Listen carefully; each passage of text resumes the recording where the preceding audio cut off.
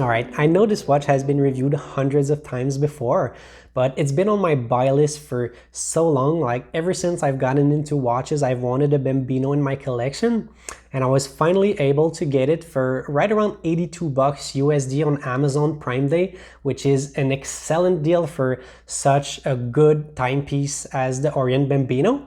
And now that I've had it for a few months, I'm ready to do a quick review for you guys. The first reason why I chose the version 3 is its size. I think it looks perfect on my 6¼ inch wrist. I'll put the measurements right here so you guys can see. These are pretty much the standard measurements for Orient Bambino, except for the version 4, which is 42 millimeters, I think, and definitely too big for my wrist. You can see that the lugs arrive even with the edges of my wrist, so no lug overhang here. But I must admit that the dial does take a lot of real estate. Let's see it here next to my Seiko SNK 807, which is technically only 2 millimeters smaller, but you can tell that the Bambino's dial looks almost 50% larger. So although it has quite a small case, the dial does take a lot of space on your wrist. I'm perfectly fine with it, but I know some of you guys don't like bulky or big face dress watches too much, so it's maybe not for you. The second reason why I love this Bambino 3 so much is that it has this Bauhaus styling, I think. And I know some of you guys probably found it blasphemous for me to use Bauhaus in the title because this is a Japanese watch, not a German watch. But I do think it is a proper demonstration of what a Bauhaus watch should be. If you're not too familiar with this term, it is a school of design that was in Germany in early 20th century, and it is often summarized with the phrase form follows function. So in short, when you're making an object or a building, whatever, you're focusing primarily on the functionality of this object, and then you'll add a few tweaks to make it look a bit better, but the main focus is on the functionality of this object. For example, this dial is extremely simple, but it looks pretty good at the same time.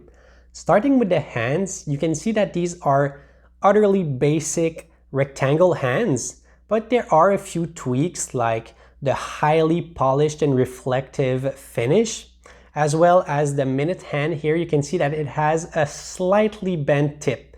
So nothing too noticeable at first, but once you get up close and personal with the watch, you will definitely notice these small details that make the watch look a bit more complex in my opinion.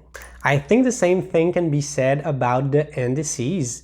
For instance, most of them are very simple, painted on button indices, but the few tweaks are the 3, 6, and 9, and 12 o'clock indices. These are applied to the dial, and they once again have a highly reflective polished finish. So this definitely adds a bit of depth to this dial. This is also the case for the Orient logo here, which is also applied and kind of adds a bit of relief to this dial without being too flashy. At the 3 o'clock position here, you can see the date display. Once again, a very Bauhaus display in my opinion. There's no flashy trims around it, but you have a nice beveling down to it. And then its size is pretty small so that it doesn't take away from the unclutteredness of the dial. I think it's also nice to note that there's a minute track, so you will get a mark for every single minute.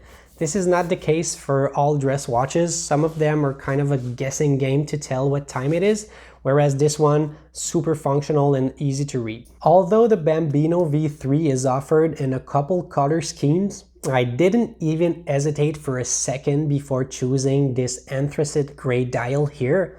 It's no doubt in my mind that this is the best looking of the bunch. It's not a color that you usually think of when you're buying a dress watch. You'll usually go for white, black, sometimes blue, but a gray dial is pretty rare for a dress watch. But I think that on this version 3 Bambino, it matches perfectly the Bauhaus feel of the watch.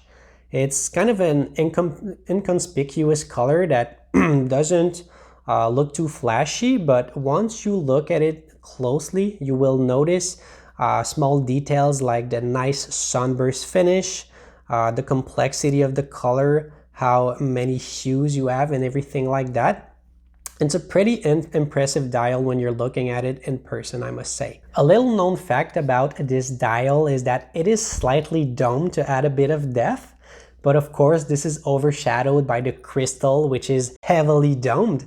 And I won't lie, this is the main reason why I got into the Bambino collection at first, is this dome that sticks out a lot, and it's very it doesn't look like any other watches in this price range. In my opinion, you'll be quite hard pressed to find another domed mechanical dress watch in this price range, so it's kind of stands in a league of its own, I think. Unfortunately, at this price point, there are a few concessions to make. So this is a mineral crystal, and you probably know that these mineral crystals can get scratched pretty easily if you're not careful with them, especially with the towering height of this one. So if you want to keep your Bambino clean and neat, you'll probably have to cross doorways like this from now on. The level of finish for the case is the same you would expect from pretty much any other Seiko or Orient product. So this means it is very good. The bezel here as well as the lugs are all polished with a highly reflective finish, whereas the sides here are brushed in a horizontal manner. And then the case back here is also polished and highly reflective, which explains why you can see my dumb face here on this case back. At the 3 o'clock position here, you get a push and pull crown that is pretty crisp and very easy to operate. You can of course use it to set the time or the date, and I've never had a problem with it, always super sharp. Of course, this Bambino cannot be taken for a swim. It has 30 meters of water resistance, so will withstand a few splashes, but nothing more. Which is why I find so odd that they have this water resistant script here beneath the hands. I just don't get why this is something that Orient would want to showcase, because, well, it isn't water resistant at all. You can't swim with it, and it's just not important for a dress watch. So why would you display it right on the dial? I don't get. If I could change something about this V3, it would be this script here, which I would probably just remove as a whole to make the dial even more uncluttered. Or if you absolutely want to keep it, because I must admit that the font is very neat, but I would instead probably write Bambino or move down the automatic script down there. I just think there's a lot of ways that Orient could have made something better than this water resistant text here. You probably noticed when I pulled out the push and pull crown that the seconds hand stopped. So this is a hackable movement. This Bambino V3 is powered by the Orient in-house F6724 caliber.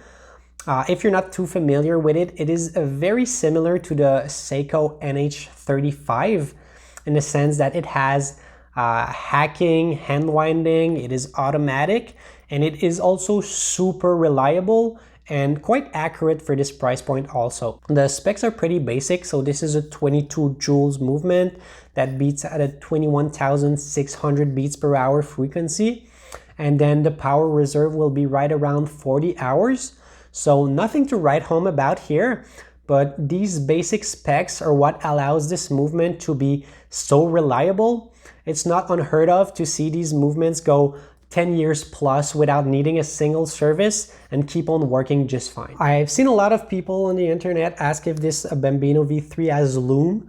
This is a textbook dress watch, so there is no lume anywhere on this dial nor on the hands. The final spec I want to talk about is this bracelet here. Usually on sub $150 watches, I never keep the OEM bracelet, but I did for this Bambino V3, which tells a lot. It is super comfortable, it looks great. The only real downside I can see to it is that it does seem to crack up pretty fast. You can see that there are a few cracks here and there, but that's probably just my fault for not using leather conditioner. And I think that if you use conditioner every few months, you will probably be able to keep this one looking good for the next few years without a problem. To conclude, I think the Orient Bambino is still the king of affordable dress watches, even as of 2021. Let me know in the comments below if you think that is true, or are there other competitors for the same price point which I should review instead. Let me know what you guys think. And if you enjoyed the review, please leave a like, subscribe, and I will see you guys around next time.